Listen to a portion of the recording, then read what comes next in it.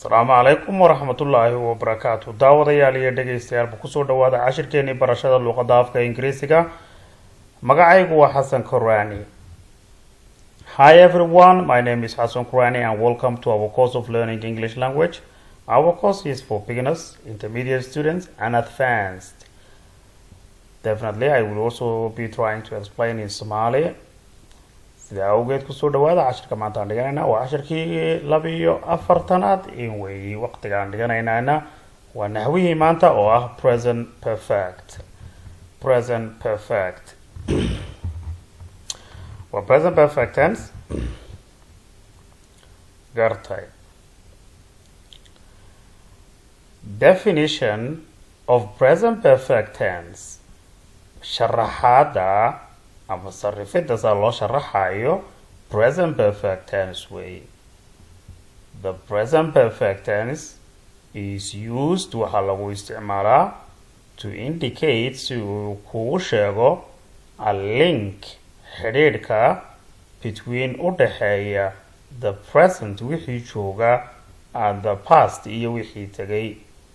The time of the action waqtiga dhacdadu is before now waa wixii imika ka horeeyay but not specified laakiin aan la cadaynin. And we are often more interested waxaan inta badanna aad u xiisaynaynaa in the result in natiijada than in the action itself. markaysa marka loo eego dhacdada laftigeega natiijada ka soo baxday ficilka dhacay natiijadiisa baan markaa eegaynaa oon u baahanahay oon xiisaynaynaa. manaha cuntadii ma cuntay inaad cuntay in kale baa la xiisaynayaa laakiin xilliga aad cuntay muhiim maaha. maxaa la yidhi markaas be careful ka digtoonow. There may be a verb tense in your language. laga yaabaa in ay jirto maxaan ku dhahdaa ficil maxaan ku dhahdaa ama waqti in your language jira maxaan ku dhahdaa luuqadaada or with similar form oo maxaan ku dhahdaa la qaaba but the meaning is probably not the same laakiin ayna macnuhu isku mid ahayn. waxaa laga hadlayaa waa present perfect tense. The present perfect tense is used to describe. Present perfect tense waxaa loo isticmaalaa si uu u sharaxo to describe si uu u sharaxo ama u qeexo waxyaabahan soo socda. An action dhacdo or situation ama xaalad that started in the past taasi oo bilaabantay xilli lasoo dhaafay and continues socotana in the present waqtigan la joogo. xilli la soo dhaafay buu bilaabmay ilaa imikana wuu socdaa. bal ila fiirso. I have lived in Bristol since 1984. waxaan Bristol ku noolahay ilaa iyo sanadkii 1984. welina waan ku noolahay oo fiirso. And I still do. welina waan ku noolahay. macnaha inaad ku noolaato mar hore bilaabantay 84 ilaa imikana waad ku nooshahay. gartay. waxaa kaloo lagu isticmaalaa oo sharaxaa an action dhacdo performed la fuliyay during a period waqti that has not yet finished kaasi oon weli aan la dhamaystirin. She has been to the cinema twice this week. markaysa waxay sinimaaga tagtay ama shaneemada 2 jeer toddobaadkan. haddaba u fiirso toddobaadku weli ma dhamaanin. this week toddobaadkani weli ma dhamaanin. maxaa la yidhi markaas halkan baa lagu sharaxay. waxaa la yidhi the week isn't over yet. weli toddobaadkii ma u dhamaanin. haddaba inaad waqti ku darta haddaad rabto waa inaad tiraahdo this week iyo this year iyo this month wixii waa in lagu dhex jiraa waqtigii. maxaa la yidhi an action dhacdo performed la dhamaystiray ama la fuliyay during a period waqtigu waa waqtigii waa this week yaan ka hadlaynay dee xagan ku sheegaynay waqti that has not yet finished kaasi oo weli aan la dhamaystirin.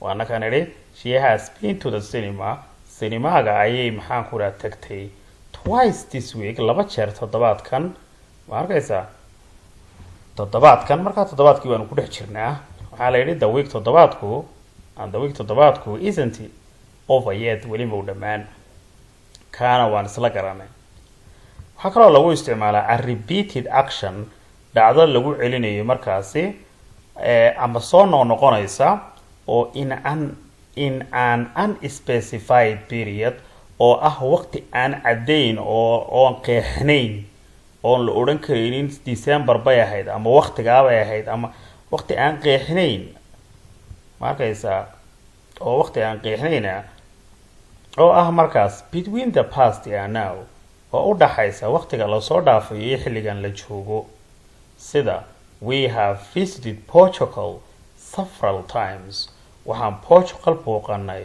several times dhowr jeer ayaan booqanay waqtigii lama garanayo ma arkaysaa waqtigii specified maahan oo lama cadeynin moogtahay laakiin maxaa la sheegayaa in dhowr jeer la booqday a repeated action waa dhacdo soo noqnoqotay macnaha dhowr jeer lagu celceliyay oo goorma dhacday in an unspecified period waqti aan la qeexin oon caddayn oo u dhaxaysa between the past and now waqti lasoo dhaafay iyo imika we have visited waxaan booqanay Portugal Portugiiska several times dhowr jeer waxaa kaloo lagu isticmaalaa an action dhacdo that was completed taasi actionkaasoo dhacdadaasoo la dhammaystiray in the very recent past waqti dhow oo maadi ah oo expressed by oo lagu darayo oo lagu xaqiijinayo by just macnaha waqtigaasi oo ay qeexayso by just matalan oo kale I have just finished my work imikuun baan shaqadeydii dhameeyey I have just finished my work imikuun baan shaqadeydii dhameeyey haddaba loo fiirso maxaa la yidhi waa an action dhacdo ma arkaysaa macnaha waa ficil dhacay that was completed kaasi oo la dhammaystiray in the very recent past waqti yar oo dhow oon soo dhaafnay oo expressed by oo qeexayso ay muujinayso by just ay muujinayso I have just finished my work imikuun baan shaqadeydii dhameeyey taana waan isla garanay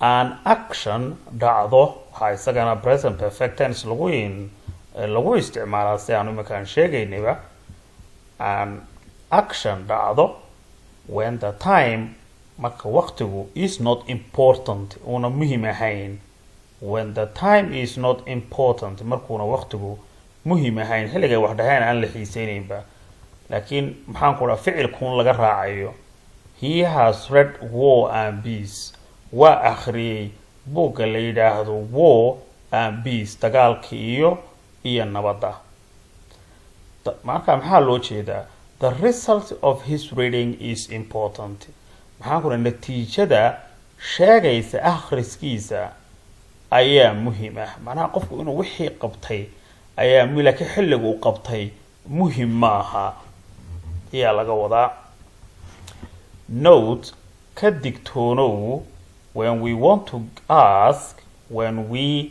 to ask markaan doonayno inaan when we want to give markaan doonayno inaan siino oo ask details about ama seeba aan doonayno inaan weydiino details markaas warbixino siyaada ama tafqiitiran oo ku saabsan goortii ay wax dhaceen halkay ka dhaceen qofkay ku dhaceen we use waxaan isticmaalnaa the simple past tense ayaan isticmaalnaa markaysa read more about markaysa in badanna waxaan ka akhriyi doonaa markaysa faraqa u dhaxeeya markaysa kala doorashada present perfect tense iyo simple past tense marka aan isaga qeexi doonaa hoosanu sii socono iyo jumlada geliyay waxaan wali ku jirnaa waa present perfect tense weeyaan actions waa dhacdooyinka started bilaabmay in the past xilli la soo dhaafay and continuing in the present socdana waqtiga la joogo. Offers. They haven't lived here for years. Halkan sanado badan kumay nooleyn. Sanado badan kuma noolo. Ilaa way ku noolyihiin mogtahay. He has worked in the bank for 5 years. She has worked in the bank for 5 years. Waxay bankiga ka shaqaysaa muddo 5 sano ah. Shaqadeedu waxay bilaabantay past ilaa la soo dhaafay ilaa imikana way socotaa. Gartay. We have had the same car for 10 years. Waxaan baabuur mida unan haysanaa ma arkaysaa oo kaliya oon aan iska bedelin for 10 years muddo 10 sanadooda. We have had the same car for 10 years. Waxaanu haysanaa baabuur mida muddo 10 sano ah. Have you played the piano since you were a child? Ma waxaad ciyaaraysaa pianoga ilaa iyo berigaad yarayd? Gartay. When the time period referred to has not finished. Marka aanu waqtiga aanu ka hadlayno ama aanu xiganaynay uuna dhammaanin. Haye. Sidan oo kale weyn. I have worked hard this week. Toddobaadkan in badan ayaan shaqeeyay. Ma arkaysaa toddobaadkani weli muu dhammaanday waan ku jirnaa. It has rained a lot this year. Sanadkan roob badan baa da'ay. Ma arkaysaa weli muu dhammaan waqtigii. We haven't seen her today. Maanta iyada maan arag. Ma odhan kartidoo waqtigani ma qaato last year iyo last week iyo wax dhammaaday ma qaato. Waqti haddaad sheegayso waa in lagu dhex jiro. Waa inay noqoto this week, this year, this month, waa in lagu dhex jiraa. Today, saas oo kale. Actions repeated in an unspecified period between the past and now. Jumladaha soo socdayna waa maxay?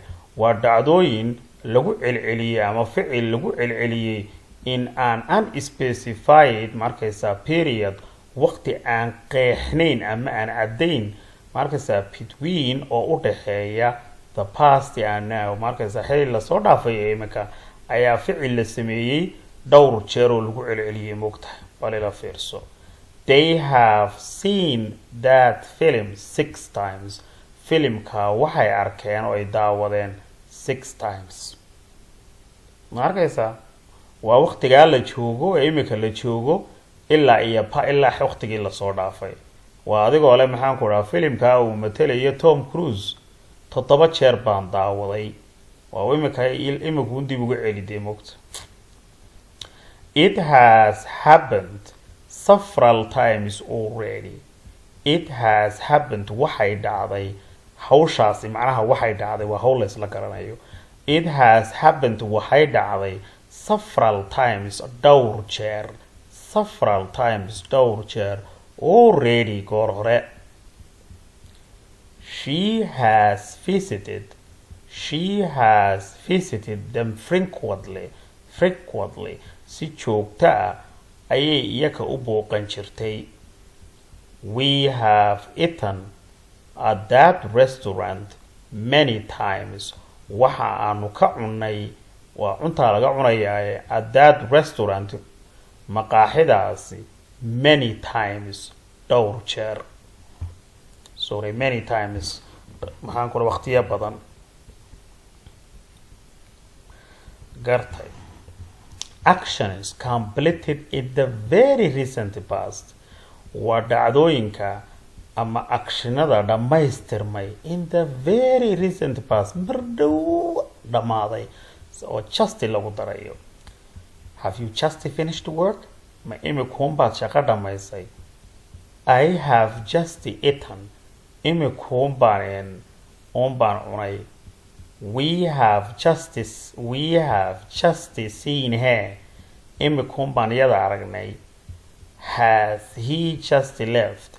daba u fiirsada waxa weeyaan imisa ayaa have qaadanaya imisa has qaadanaya waa inaad u kala fiirsataan I maxaan ku dhahaa she iyo he iyo it waxay qaataan has I iyo you iyo we iyo theyna maxay qaadanayaan afartaasina waxay qaataan have iyo wixii jamaco oo dhaniba haddaan imika the book yidhaahdo waa mufrad wixii the book muxuu qaadanayaa has maadaama wax singular yahay laakiin the books hadday tahay maxay qaadanayaan have wixii jamcina have buu qaadanaya wixii mufradina wuxuu qaadanayaa has halka magacyaaladana she iyo he iyo it ayaa has qaata halka I you iyo we iyo theyna ay qaataan have waan isla garanay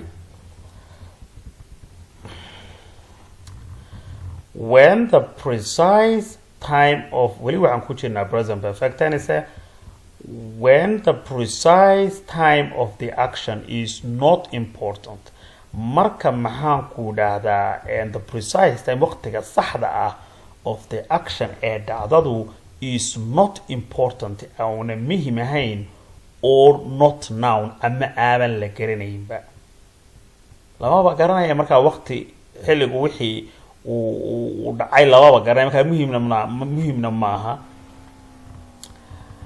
someone has eaten my soup markaysa qof baa maraqaygii iga cunay inagu waxaan qof baa maraqaygii iga cabay baan cunid ma isticmaalo laakiin yaku eaten baa oranaya someone has eaten my soup qof baa maraqaygii iga cunay ama iga cabay marka in la cabay baa muhiim maxaan ku dhahdaa waqti marka adiga muhiimka ah ina wixii ba laga cunay baad sheegaysaa have you seen Gone with the Wind ma daawatay filmka la yiraahdo Gone with the Wind ma daawatay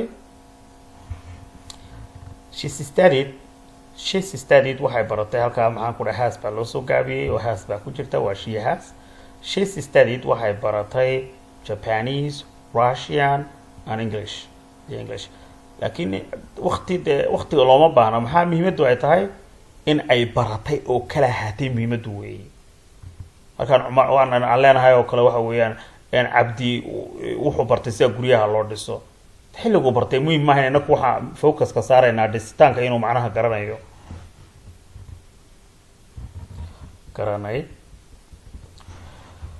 and read more in badan ka akhri about using isticmaalka the present perfect tense on ku isticmaalayna with the words kelmadaha ever never already ever iyo never waxa lagu isticmaalaa wixii su'aala macnaha weligaas ama samaysay never na waa jawaabteeda anaga weligay waa iyo Soomaaliga dalal leeyahay weligaysa ma sameeynin already goor hore yetna maxaan ku dhahay weli am by using iyo isticmaalka weliba the present perfect tense the words ka maxaan ku dhahdaa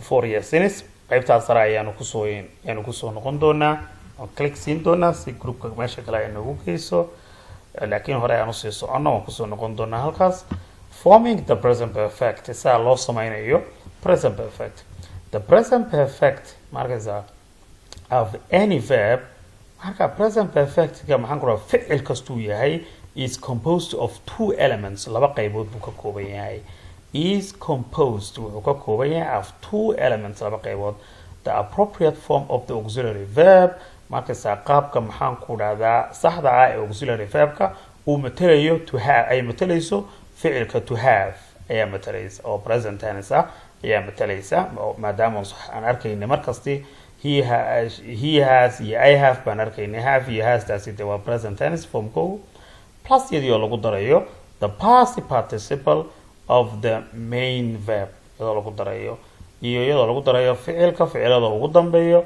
kuwii maxaan ku dhahaa shalay aan dhiganay oo ahaa maxaan ku dhahdaa aan shalay dhiganayne markaan to give dhiganayno kale siinta given tii ugu dambeysay oo kale ama forgotten ama spoken ama written kuwaas la yiraahdaa maxaan ku dhahdaa the past participle of the main verb ficilka ugu muhiimsan wuxuu noqonayaa meesha atooraha ka ah past participle the past participle of a regular verb is saan ku ognahayba past participle-ka qaabkiisa regular verb-ku ee ugu dambeeyay waxa uu qaataa the base ed uu qaadanaya sida tusaale ahaan played, arrived, looked.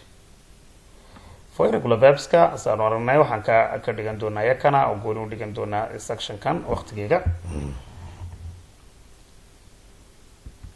halkan iyagu jumlada ka samaysan ayaan ku fahansiinayaa. halkan waa affirmative. affirmative waxa la yiraahdaa horeyba daawada u soo dhiganay hadii aad waqtiyadeeni markaan dhiganaynay present simple present tense, present continuous tense ka iyo simple past tense ka markaan dhiganaynay ayaan soo dhiganay. in affirmative oo markaad wuxuu sheegayso mugta wuxuu baad sheegaysaa inay jiraan laakiin adigu waxba ma yihiin waxba ma diidanid sax. okay waxaan waa subject waa to have iyo past participle. jumladu waa tan hadaba meesha ku qoran yaanan hadalka ku daalin. jumladii wata she has visited markaysa way booqatay. hadaba macnaheedu sheedu maxay noqonaysaa waa subject and has taagay ka timiday to have bay ka timiday oo waa kalkaaliye iyadu ficil maaha kalkaaliye weey. ficilku waa kan waa past participle oo waa visited. she has visited waa qaabka uu dhismaya lagu tusayaa. negative muxuu noqonayaa qaabka diidmadu marka wax la diiday waxaas ma jira leeyahay aanu macallin ma yihi aanu cuntada ma cunin albaabka maan furin marka wax diidayso oo adiga arkaya waa subject iyo to have ki oo nood lagu daray. have to in kolba way isbedelaysaa oo waxa maamuli doona kolba subjectka meesha lagu hayo iyo past participle. waa kan jumladii dan highlight ku saaro oo arkayso she waa subjectkii. negative marka laga has not oo loo soo gaabiyo hasn't waa have bay ka timiday iyo visited oo ficilkiya garanay. maxaa ku xiga to have iyo subjectkii subject to have waa su'aal waa interrogative kii sorry interrogative kii way have tiba banaanka soo maraysa saad arkaysiin subjectkii gudaha u galaya ficilkiina waa kan. has she visited markaysa has she su'aasha waxayna calaamad soo ficilka waa kaas bana su'aal.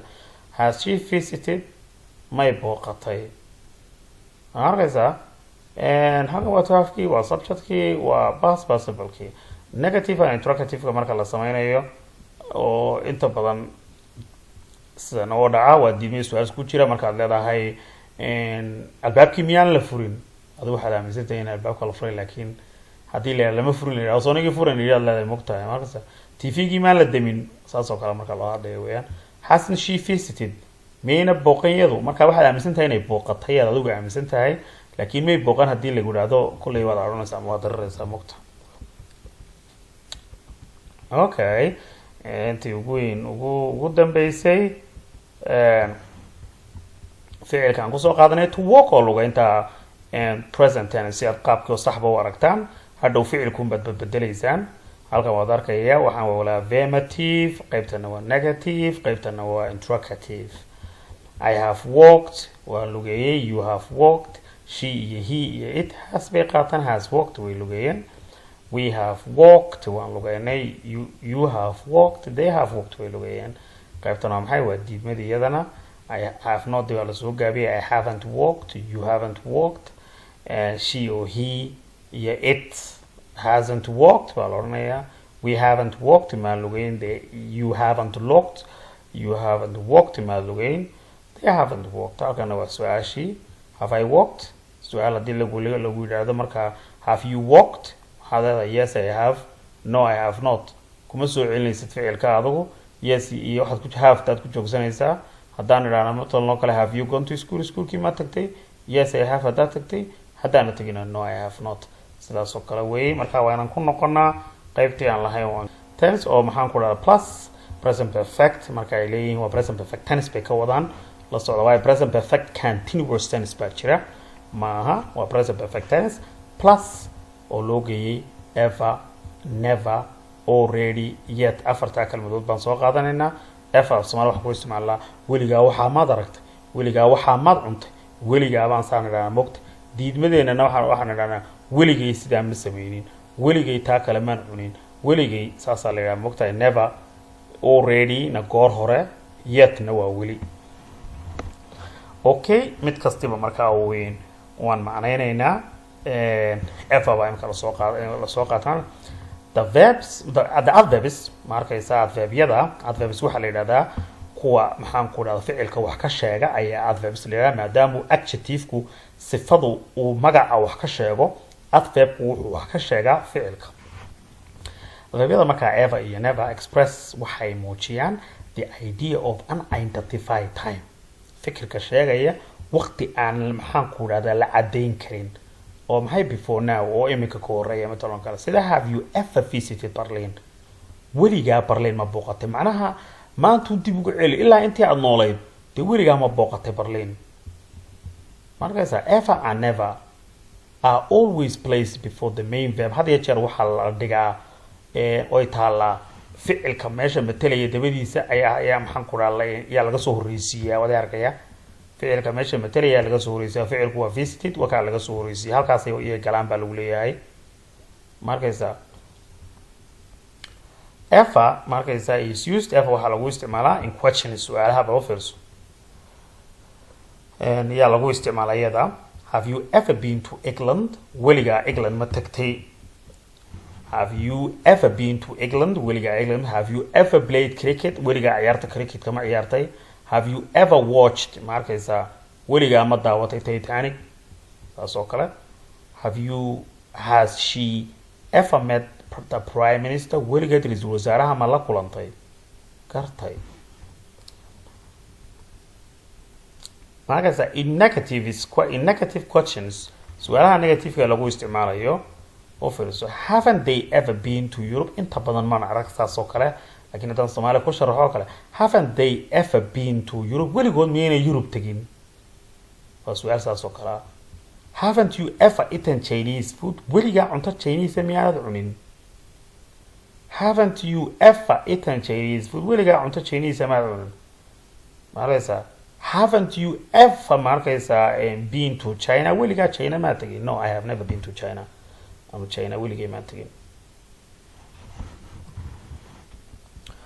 gartay in negative statements and jumladaha maxaan ku dhahay negative-ka using the pattern iyadoo la isticmaalayo qaabka nothing markaysa la isticmaalayo kale plus ever markaysa or nobody plus ever ama maxaan ku dhahdaa nobody qofna nothing waxna bay ka dhintay marka la sheegayso what have you seen maxaad aragtay nothing waxba have you seen somebody have you seen someone no there is nobody may qofna ma there is nobody in the class there is nobody in the house qofna guriga ma joogo okay kartay example is go first nobody has ever said that to me nobody has ever said that to me before qofna weligii sidaasi aniga igama oran kor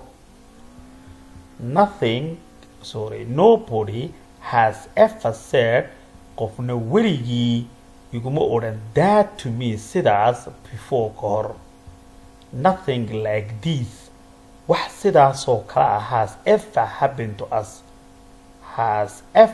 to us weligii anaga naguma dhicin nothing like this wax sidaas oo kala markaysa has ever happened to us macnaha weligii naguma dhicin why then nobody iyo nothing labadaba negative bay ka dhigayaan meesha mugta with the first time anako isticmaalayna the first time say jumladaha loo isticmaalo fiirso the first time anako isticmaalayna examples it is the first time warkii ugu horeysay that I have ever eaten snails and weligay cunay snails waxa maxaan ku radaa roobku markuu diiyo waxa laga soo maxaan ku radaa ku dhex jirta in shells iyo waxa ku dhex jirta weyn snails oo roobku marka uu diiyo halaway weligay ma cunin oo dadku inta badan kuma tagaan this is gaalada cunto this is the first time waa markii ugu horeysay I have ever been to England and weligay England tago saa loo isticmaalay present perfect tense ka u fiirsada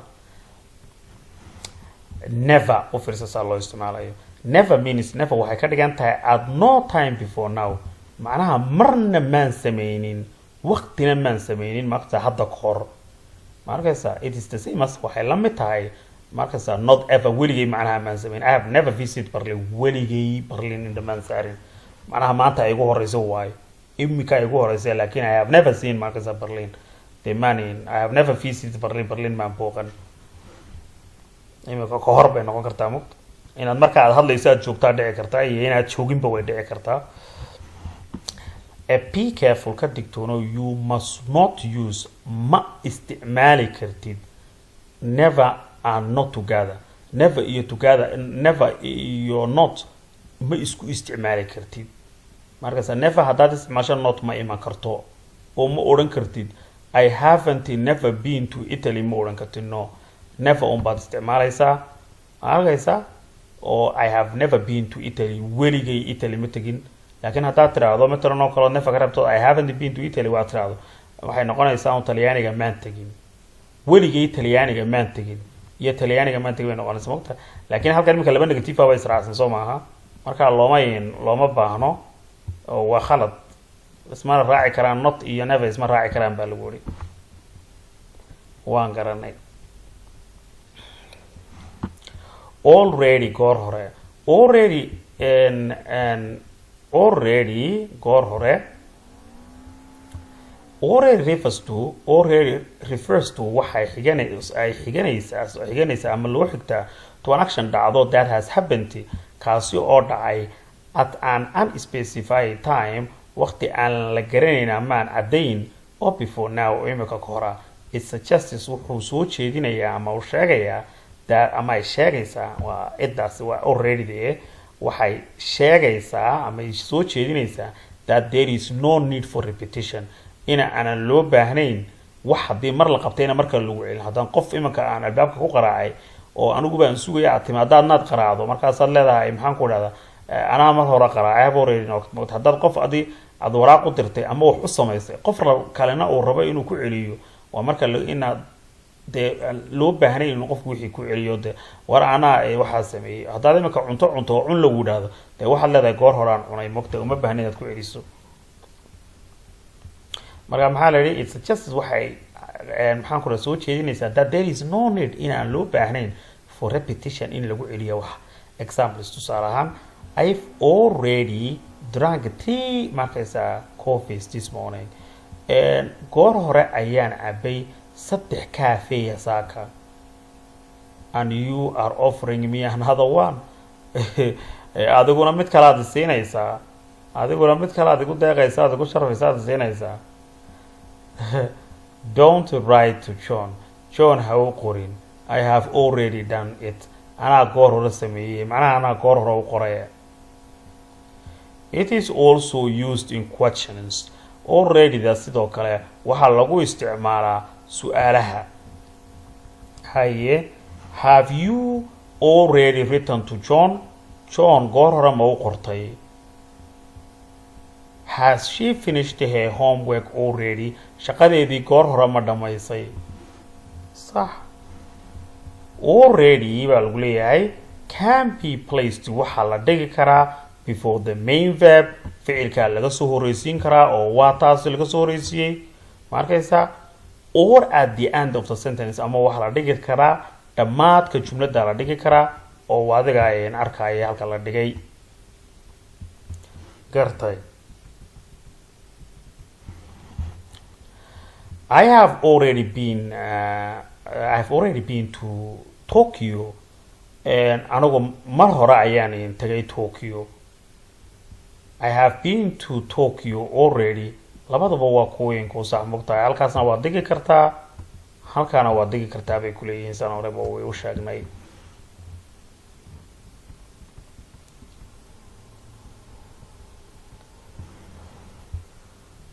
okay yet oo ka dhigan wali yet is used in negative statements and questions yet waxa lagu isticmaalaa jumladaha diidmada ah iyo kuwa su'aalaha to mean say u dhiganto say macnaheedu iyadoo ay ka dhigmayso marka not in the period of time between markaysa before now and up to markaysa macnaha iyadoo ka dhigan macnaha iyadoo macnaheedu marka ay ka dhigan tahay in xilligaasi macnaha hore ilaa imika aan wixii la sameeyay iyadoo xitaa lagu daray waqtigan la joogo aan wixii la sameeyay oo la qaban matoon kale yet is usually placed yad waxa sida caadiga oo weli ka dhigan macnaha weli markuu qofkii ku leeyahay macnaha xilligii aad ogeydeen soo dhaafnay iyo ilaa imika wixii lama sameyn oo kala weeyay sana Soomaaliga aan weliba de Soomaaliga aan u isticmaalo weli Umar ma iman marka qofku mar hore ku soo weydiiyay oo ku yiri ma yimid Umar ma yaad ku tiri oo ku soo wacay hadana waxa Umar ma yimid buu ku yiri markaas weli ma iman macnaha ilaa markii aad ogeydii ilaa imika weli ma iman yet is usually placed at the end of the sentence yet sida caadiga waxa la dhigaa dhamaadka jumlada ayaa la dhigaa oo lagu qoraa wata halkay taalo darkiisiin examples have you met Shuri yet waxaan ku di Shuri weli ma la kulantay I haven't visited the gate gallery yet weli maan booqan maxaan ku dhahdaa Tate gallery maan booqan has he arrived yet weli ma imiday they haven't eaten weli may cunin they haven't eaten weli may cunin daawada iyo dhageystaba waxa weeyaan waxaan soo gaarnay dhamaadkii barnaamijkeena ayaan soo gaarnay run ahaantii oo present perfect tense ayaan maanta aan dhiganaynay dabcan ajarada kuwii ku ceeshada si aad u fahantaan haddii aad ka hesheen please subscribe oo qaybta casaanka click ku siiya si aad fiidiyoda cusub ee soo socda aad ula socotaan comment iyo share ba waad samayn kartaan haddii aad maxaan ku ka hesheen commentiga waad iga tagi kartaan waa macallin xasan oo leh maalintu ani wacnaato meel kastood joogta